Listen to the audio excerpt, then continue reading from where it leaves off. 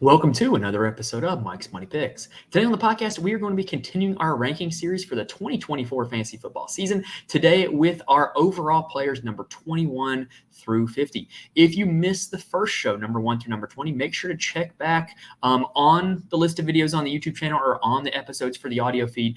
So that way you can get numbers 1 through 20. So that way if you're sitting there thinking, hey, where was this guy? I might have discussed him in the number 1 through number 20 show. I do plan on doing a number 51 through number 100 show.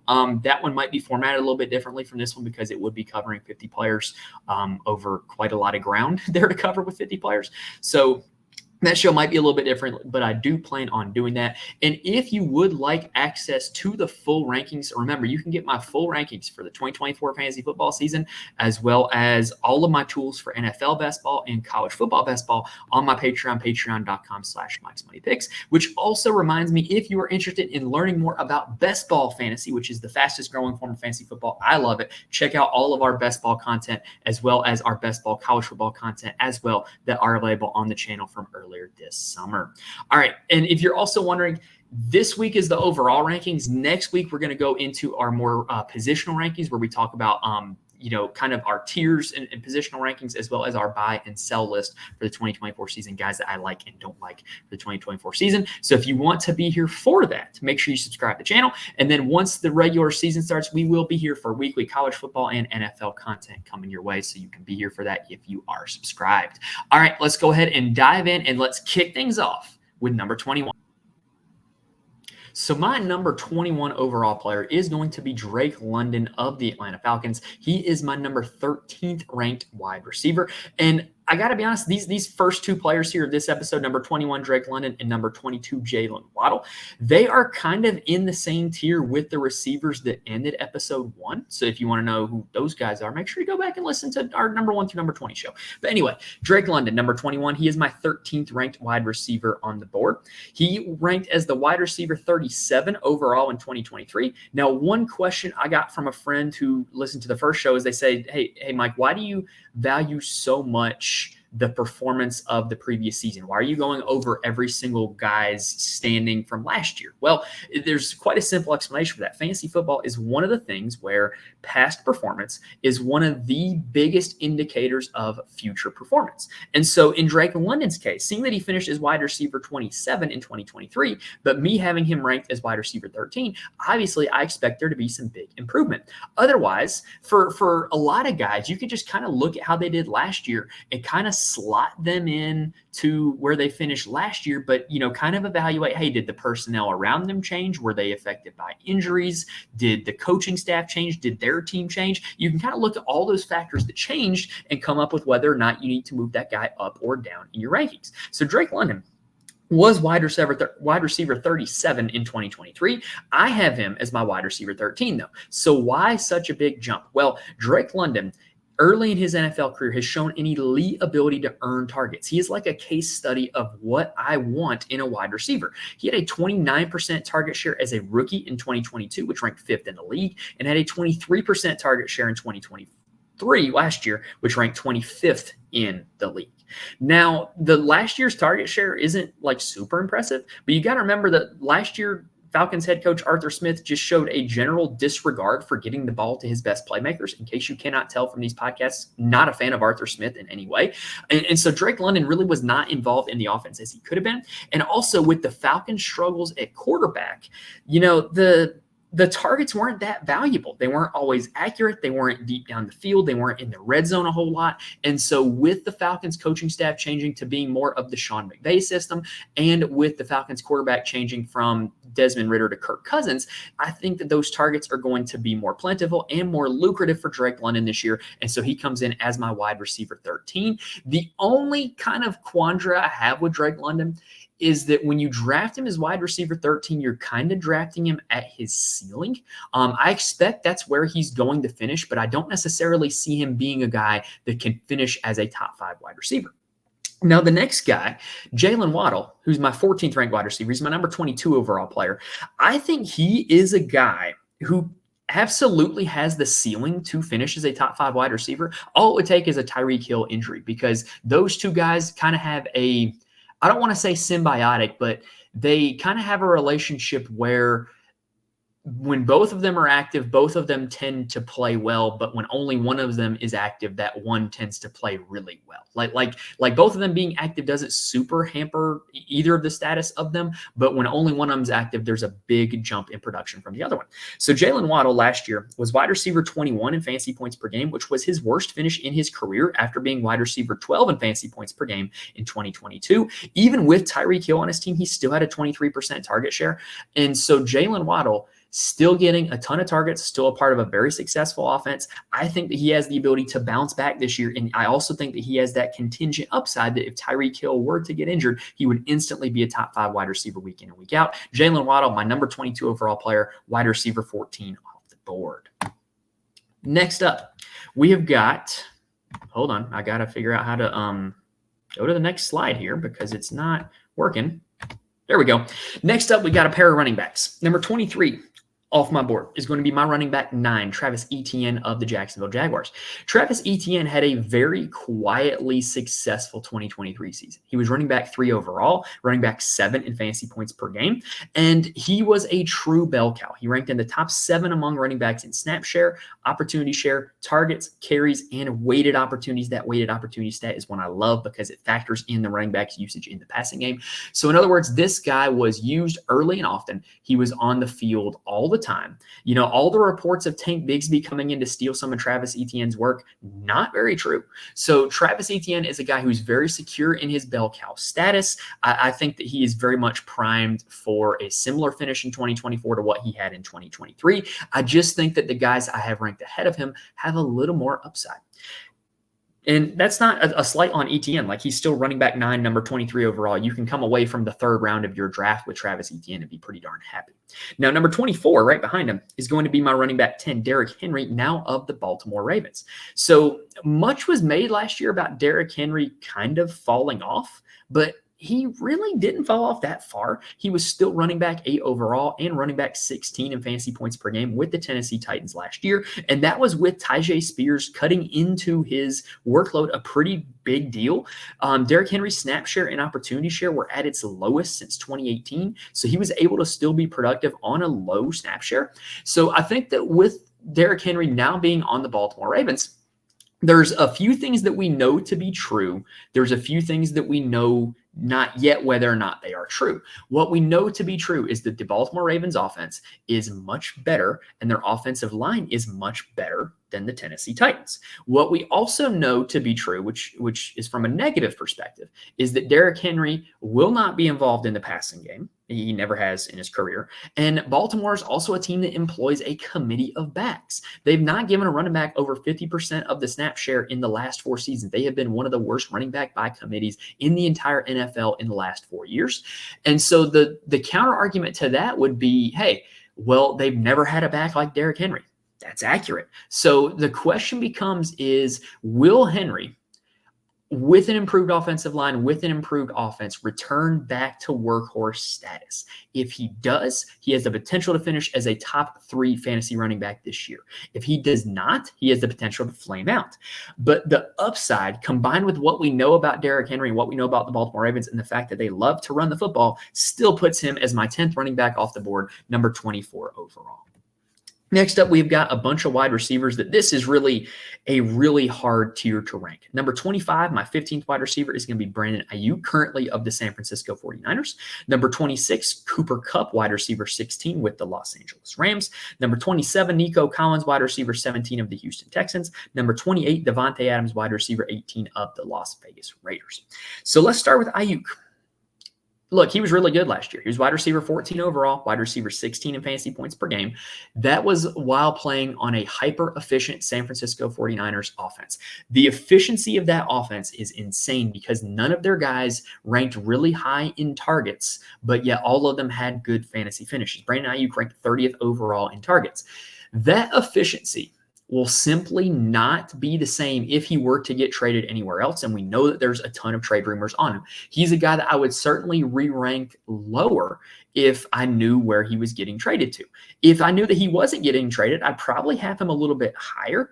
But this is a guy who was hyper efficient on not a lot of targets last year. And so the question becomes, if he were to be a part of a less efficient offense, would he be able to claim more volume that would allow him to be still ranked this high? I don't think so. So I have him just at the top of this tier, with me currently expecting him to start the season as a San Francisco 49er. Number 26 is going to be Cooper Kupp. So Cooper Kupp had the best fantasy wide season for a wide receiver ever in 2021. It has not been the same since. Last year, he was wide receiver 23 in fantasy points per game, but his health was a major concern. When he played, he was better than that number indicates. 5 of his first 9 healthy games last year were over 15 fantasy points in PPR scoring. That's quite good. He also ranked 16th in the NFL in target share. So he showed an ability when he was out on the field to earn consistent targets. That's what we like. We also know that he has the upside because of what he did 3 years ago. So Cooper Kupp is a guy that I have sitting here at wide receiver 16. If you would tell me right now that he was going to play all 17 games and be healthy, I would probably rank him up a little bit higher. But the injury risk that I think is going to be kind of baked into his price, and I have him sitting here at number 26 overall. Number 27 is going to be Nico Collins, who was great last year, wide receiver 12 overall, wide receiver 7 in fantasy points per game. However, most of Nico's production came when Tank Dell was inactive. And now Houston's getting Tank Dell back. They also added Stephon Diggs. Nico Collins was not a volume guy last year. He ranked 29th in the NFL in target share. All of his advanced metrics were really good about whether or not he wins routes against man, wins routes against zone. Very good contested catch rate, does not drop a lot of passes. Very good NFL player. I just don't know if the volume is going to be there for him to repeat the success he had last year with Tank Dell and Stephon Diggs being part of this offense. So wide receiver 17, I think, is a fair spot for Nico, where I don't have any concerns about how good he is as an NFL player. I just have concerns about whether or not he can earn the volume necessary to return a top 10 fantasy finish. Number 28 is Davante Adams, who is like the opposite concern as Nico Collins. He's my 18th wide receiver off the board. Last year, he was wide receiver 10 overall and wide receiver 15 in fantasy points per game, and he did this on an insane amount of volume. He ranked second among wide receivers in total targets and target share. The problem is, with the Las Vegas Raiders offense being very constipated for most of the year, those targets didn't amount to as much as you would hope for.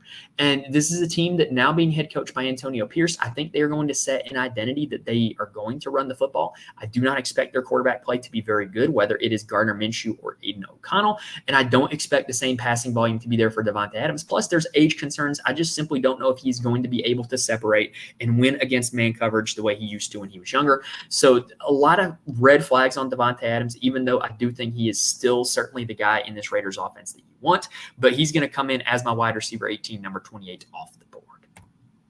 To end the 20s, we've got number 29, James Cook, who is running back 11 overall of the Buffalo Bills. And then we got number 30, Joe Mixon, who is going to be running back 12 with the Houston Texans. So James Cook last year was running back 12 overall and running back 19 in fantasy points per game. However, the big thing with James Cook is that Joe Brady took over mid-season for Ken Dorsey as the Bills offensive coordinator, and they went to a much more run-heavy approach for the second half of the season, and that helped James Cook out a lot. He averaged more than 16 carries per game when Joe Brady was the offensive coordinator, had that big game against Dallas in the fantasy playoffs. And so really, James Cook, I think the new offensive coordinator helps him out a lot. I think that he is a true workhorse. He is a three-down back. He can be used in the passing game. I like him a lot. He's coming in at running back 11. I think he absolutely can exceed that expectation also. Joe Mixon switched teams in the offseason. Last year when he was in Cincinnati, he was running back 6 overall and running back 11 in fantasy points per game. And he now moves to the Houston Texans, and much discussion has been had about whether or not he is a good scheme fit for this Texans offense that is a much more of a outside zone run scheme that has been featured in the Kyle Shanahan coaching tree. Joe Mixon has not really had a lot of that in his career, so I don't know if it's a great scheme fit, but he is Mr. Consistency when it comes to turning in good fantasy finishes. He's had 4 straight finishes as a top 11 running back in fantasy points per game. So even with the new landing spot, I think Joe Mixon is in a pretty good spot to finish as running back 12. That's where I have him coming in. All right, and so that is going to do it for the first 10. Let's go ahead and take a quick breather, and then let's talk about the 30s. So starting us off at number 31 is going to be DJ Moore. He's my wide receiver 19 of the Chicago Bears. The 30s to me start off with 6 straight wide receivers. That is kind of where I see all these guys on pretty much equal footing. DJ Moore is the top of this tier to me. Last year, he was great. He was wide receiver 6 overall and wide receiver 9 in fantasy points per game last season. And he showed an elite ability to earn targets. He ranked 14th in total targets and 10th in target share. And this was on a Bears offense that did not throw the ball a ton because they just didn't trust Justin Fields to throw it a ton. Well, now the Bears offense has had a total overhaul. They bring in a new offensive coordinator. They are bringing in Caleb Williams at quarterback. They brought in Keenan Allen and Rome Odunze. Keenan Allen via free agency, Rome Odunze in the draft. So the question becomes is how do you balance the expected increase in passing volume from this Bears offense, the expected increase in success of this Bears offense with the increased competition for targets in Allen and Odunze? That's the balancing act that we've got to find with DJ Moore, and that is why I have him at wide receiver 19 and not any higher. DK Metcalf is my 32nd player, my 20th wide receiver off the board of the Seattle Seahawks. He was wide receiver 21 overall and wide receiver 22 in fantasy points per game in 2023. Still showing a pretty consistent ability to earn targets, 22nd in targets, 26th in target share. And Seattle has a new offensive coordinator in Ryan Grubb, who's coming over from the Washington Huskies. I expect this offense to be pretty good again. I expect DK to be pretty good again. I'm ranking him pretty similar to where he had his finish last year as wide receiver 20 when he finished last year as wide receiver 21. Amari Cooper is wide receiver 21 for me. Amari Cooper currently of the Cleveland Browns. He was wide receiver 20 overall and wide receiver 17 in fantasy points per game last year. Still pretty consistent target earner, ranked 20th in targets, 22nd in target share. Had the big game that won a lot of people a lot of money in week 15 last year. My only slight concern with Amari Cooper is the fact that his home road splits are quite drastic. He's a much better home player than road player. If you don't believe me, feel free to go look it up. It's insane how much better he is at home than on the road. And that goes back to his Dallas stinks. Anyway, Amari Cooper, wide receiver 21. People want to prop up last season and how good he was in a season when Joe Flacco was throwing the ball, but really we're going to prop up Joe Flacco. So I see him being pretty similar to where he was last year. Wide receiver 21 for me, number 33 overall.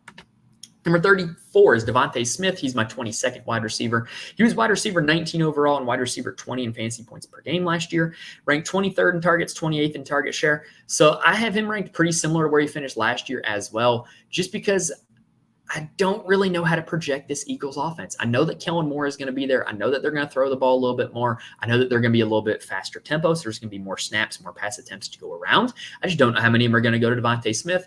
And with A.J. Brown being there in Philly, I do think that Devontae Smith is upside is capped. I don't see him finishing as a top 5 wide receiver, whereas some other guys here on this list, there's a legitimate outcome that could happen. But I do think that he has a pretty solid floor because of the success of his offense, because of his new offensive coordinator, because of what he did last year. So wide receiver 22 is a nice little sweet spot for Devontae Smith, my number 34 overall player.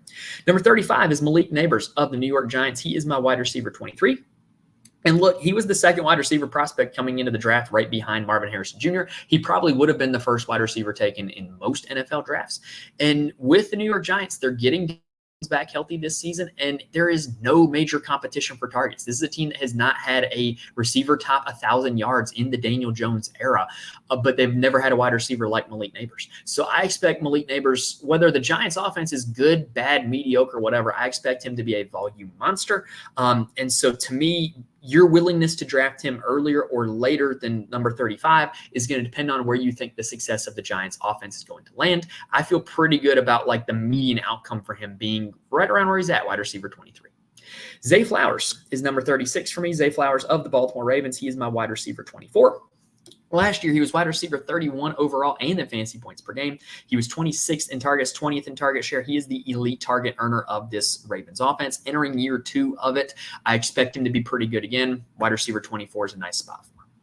Now, the 30s are going to end with 4 running backs for me. Number 37 is Alvin Kamara of the New Orleans Saints, running back 13. Last year, he was running back 11 overall and running back 3 in fantasy points per game. He was suspended at the start of the season, but came on strong when he was active. The only concern for Kamara would be, A, is his age and workload catching up to him? And B, will the Saints' new offensive coordinator target the running back as much as the old one did? And so I think that running back 13 is a pretty good sweet spot for Kamara when you bake in how good he was last year, along with the fact that I don't see him being any better than he was last year.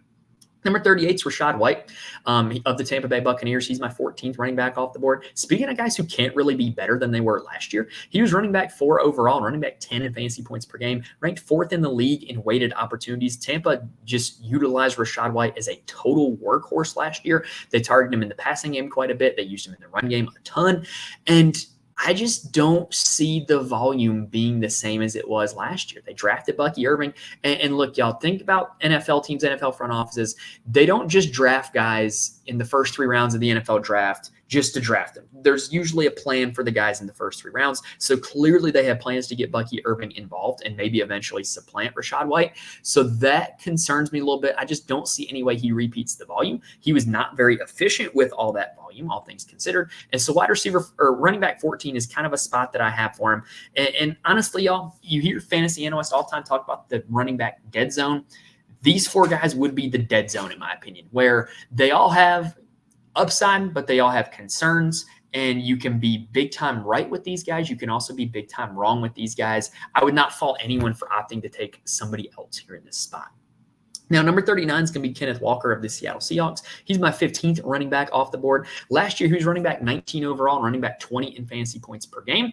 Like I said in the DK Metcalf section, new offensive coordinator in Seattle. They're going to run at a faster tempo. They're going to be a better offense this year, I think, than they were last year. And so I think that Kenneth Walker is going to be a pretty solid bet to finish in the top 20 running backs. He's my running back 15. Aaron Jones is number 40 for me. Aaron Jones now on the Minnesota Vikings. He's my 16th running back off the board. He was running back 26 in fantasy points per game last season. So the good news is that Minnesota Vikings offense, whether it was under Kevin O'Connell, whether it was Dalvin Cook or whatever characters they had back there last year, the Sean McVay kind of trickle-down system that the Minnesota Vikings have is going to be successful, and it's going to feature a running back, and that running back is going to score fantasy points. The question is Aaron Jones going to be good enough to totally outpace Ty Chandler and not have it be a running back by committee? If Aaron Jones is the workhorse running back, he can finish as a top 5 running back in fantasy. If he is splitting carries, it's not going to be pretty. And so running back 16 is kind of the middle ground of this guy has a ton of upside, but also has a ton of risk coming in as well. All right, that does it for the 30s. Let's take a quick breather, and then we got the 40s. So as we've been going over this, I'm sure some of you guys have been wondering, hey, where are the quarterbacks and the tight ends? Well, here they are. I have my first quarterbacks and tight ends ranked lower than a majority of the fantasy community this year. Here is why. So really, when it comes to playing fantasy football, the average fantasy owner is going to get start versus sit decisions wrong quite a bit. And like that's not saying, I'm not saying to anybody they're bad at fantasy football. I'm saying that in general, fantasy owners are going to cost themselves fantasy points with whether or not who they start, who they sit on a weekly basis, right? It's why when you play best ball and it's automatically decided for you who starts and who sits, why the scores are so much higher, because you're starting your best lineup all the time, right? So really, what I want in a quarterback or a tight end is I want to draft a guy where I don't have to worry about the decision on whether or not I'm going to start them or going to sit them on any given week. I don't want the decision because I'm going to get it wrong. And so I currently think this year that there is simultaneously not a huge gap between the top of the quarterbacks and quarterback 10 and the top of the tight ends and tight end 10. And I think that that whole first 10, if you're playing in a 10-team league, those will be your starters. I think that whole first 10 are guys that you can just set it and forget it. Those are my starters. And so really, if drafting a high-end quarterback or tight end is not going to kind of buy me a few points a week from having to make that start-sit decision, then I don't think there's as much value in getting that high-end quarterback or tight end as opposed to getting more high-end running backs and wide receivers, where there's a lot of guys that you have to wonder whether or not you're going to start or sit week in and week out. So really, the top end quarterback and tight ends for me are getting punished in my rankings because of the overall depth of the position and the fact that I think you can get a set it and forget it starter later on in the draft. Now, my number one quarterback, and he's number one by quite a wide margin, is Josh Allen of the Buffalo Bills. He was quarterback one last season by over 2 fantasy points per game. It was quite a significant margin between him and Jalen Hurts as quarterback two, and I expect that to continue. And then, much was made of the transition of the Bills from Ken Dorsey to Joe Brady. Well, Joe Brady's offense was a little more run heavy than Ken Dorsey, but it meant Josh Allen was running more as well, so he was still able to accumulate fantasy points, albeit in a slightly different way when Joe Brady was offensive coordinator. Josh Allen, quarterback one, pretty simple there to me. The change in offensive personnel, change in offensive coordinator does not matter. He's going to be your quarterback one. I think he is the safest bet to finish as quarterback one among any of the quarterbacks you can draft. Now, number 42 is going to be Travis Kelce. He is my tight end one. Number 43 is Sam Laporta of the Detroit Lions. He is my tight end two. Some people might be saying, wait a minute, Sam Laporta was tight end one overall last season. How do you not have Laporta ranked ahead of Kelce? Well, it's quite simple. Travis Kelce last year was tight end 3 overall and tight end 1 in fantasy points per game. So if Kelce had played every single game, Kelce would have been tight end 1, just like he has been for seemingly the entire last decade. Kelce was also a consistent volume earner in this Chiefs offense. He ranked 4th among all tight ends in total targets, 3rd among all tight ends in target share, playing for a very consistent good offense in Kansas City with his role not in any question. Travis Kelce's your tight end one this season. Don't overthink it. There might be a day in 2029 when he's not your tight end one, but for right now, the man dating Taylor Swift is tight end one. As we talked about already, number 43 is Sam Laporta. He's my tight end two. He was tight end one overall and tight end 3 in fantasy points per game last year. He did not earn the consistent volume that Travis Kelce did, though. He ranked 5th overall in targets, 6th overall in target share. What keeps him here, though, as tight end 2 is the fact that this Detroit Lions offense didn't do anything to me, lessen their effectiveness that they had last year. They still, to me, project to be a very good offense with Jared Goff at the helm and Ben Johnson as the offensive coordinator. They also didn't add in any competition for targets for Sam Laporta or Amon-Ra St. Brown for that matter. So I think that Laporta will very easily be able to replicate the targets that he got last year. I think that he could be due for a little bit of touchdown regression. He was a little bit dependent on the touchdowns last year, but hey, aren't all tight ends? So I think that tight end 2 is a pretty safe spot for Sam Laporta when you look at the fact that I think he should be able to repeat the volume. I don't know if he'll be able to repeat the touchdowns, but I do think that I'm pretty confident that he's ahead of all the other tight ends that you're going to hear me talk about.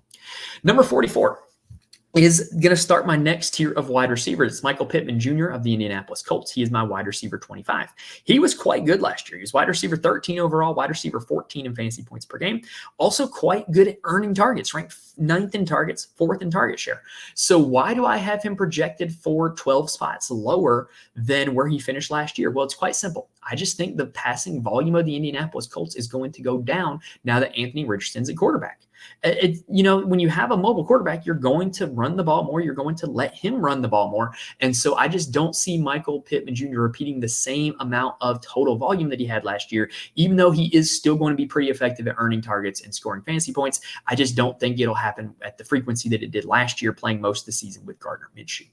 Tank Dell of the Houston Texans is my wide receiver 26. He was wide receiver 18 in fantasy points per game last year, ranked 37th in the league in target share. Like we talked about already with this Texans offense, there's a lot of mouths to feed. This is a very good offense, but somebody's going to get left out. All 3 of these wide receivers are probably not going to finish in the top 30, and kind of whether or not you draft Nico, Tank, or Stephon Diggs is going to depend on who you want to place your bet on. Number 46 for me is Christian Kirk of the Jacksonville Jaguars, wide receiver 27. So I have him projected for an improvement. He was wide receiver 33 in fantasy points per game last year. In 2022, he was wide receiver 18 in fantasy points per game. So what caused that drop? Well, the Jacksonville Jaguars brought in Calvin Ridley, and really it was not a great fit, in my opinion. They kind of lacked Ridley's better in the slot. Christian Kirk is like a slot only player. So they kind of lacked a out wide physical on the ball presence at wide receiver. And really it didn't allow Christian Kirk to be his most effective. It didn't allow Calvin Ridley to be his most effective. And so I think that Christian Kirk this year is going to be much better than last year. I think he's going to look much more like he did in 2022. And so I have him ranked as my wide receiver 27. Number 47 is Stephon Diggs of the Houston Texans, wide receiver 28 in my rankings. Look, last year he was wide receiver 13 in fantasy points per game, but he was quite bad down the stretch. He only scored in double digits once once in the last 7 weeks of the fantasy season. So that's not including playoffs, not including week 18. So is Stefon Diggs cooked? I think there's a possibility. It's why I have him ranked as the third of the 3 Houston Texans wide receivers. And to me, they're ranked in the order that I would draft them in. I would much rather have Nico Collins than Tank Dell. I would much rather have Tank Dell than Stefon Diggs, but he is still Stefon Diggs. So I'm not just going to totally kind of take him out of my rankings, but I would much prefer to have Collins or Dell than Diggs. Now, number 48 is going to be my second quarterback off the board, Jalen Hurts of the Philadelphia Eagles. Look, he's in a tier of his own. He's quarterback 2 overall last year, quarterback 2 in fantasy points per game last year. And the reason why is because of his effectiveness as a rusher. He led all quarterbacks in carries and rushing touchdowns last year, largely because of, we all know it now, the tush push, which got popularized. And the question becomes, are they going to still do the tush push this year? They don't have Jason Kelce at center anymore. He retired. They have Saquon Barkley, who's a good goal line back in the backfield now. So are they still going to do the tush push? I think probably so. I think that you can make an argument that Jalen Hurts and his ability to squat 700 pounds is probably a big reason why the tush push had so much success. So I still think they're going to do it. I still think he's going to have a large amount of rushing volume. And like we talked about with A.J. Brown and Devontae Smith, with Kellen Moore coming in as the offensive coordinator, I expect this to be a more pass-happy offense. I expect this to be a faster tempo offense, getting off more plays, and more plays is going to equal more fantasy points. So Jalen Hurts, in a tier of his own, in my opinion, ahead of the other quarterbacks, he is my quarterback too. Now, to end the episode, number 49 and number 50, I have 2 running backs that I got to be honest, I very much struggled where to rank these guys in terms of the previous running back tier. I think they're kind of far apart in my rankings, but they're not that far apart in actuality from the running back 14, 15, and 16 that I had before them. So James Conner is my running back 17, James Conner of the Arizona Cardinals. He was running back 18 overall and running back 13 in fantasy points per game last year, ranked 9th in opportunity share last year. Look, this is going to be a good offense. He's going to be a workhorse. Question becomes, is he going to play 17 games? He seemingly never plays all 17 games, but he also never plays less than 13 games. So getting James Conner, at his cost with, probably expecting 15 to 16 games out of him, I think is a pretty reasonable proposition. He's going to be a workhorse. He's going to be an everyday starter when he's out there. Going back to what I talked about earlier with the quarterbacks and tight ends, he's a guy that when he's healthy, you start him and you don't really think about it. You're not going to be making that decision. The only downside is that he doesn't ever play all 17 games, but he's a workhorse. He's good when he's out there. I like James Conner a lot, running back 17. Josh Jacobs is going to be my number 50 overall player. Running back 18, Josh Jacobs is now with the Green Bay Packers. So Josh Jacobs last year was a workhorse in Las Vegas. He ranked first among all running backs in opportunity share. In other words, he had no competition for carries when he was active. He did miss a few games. He was running back 28 overall, running back 18 in fantasy points per game.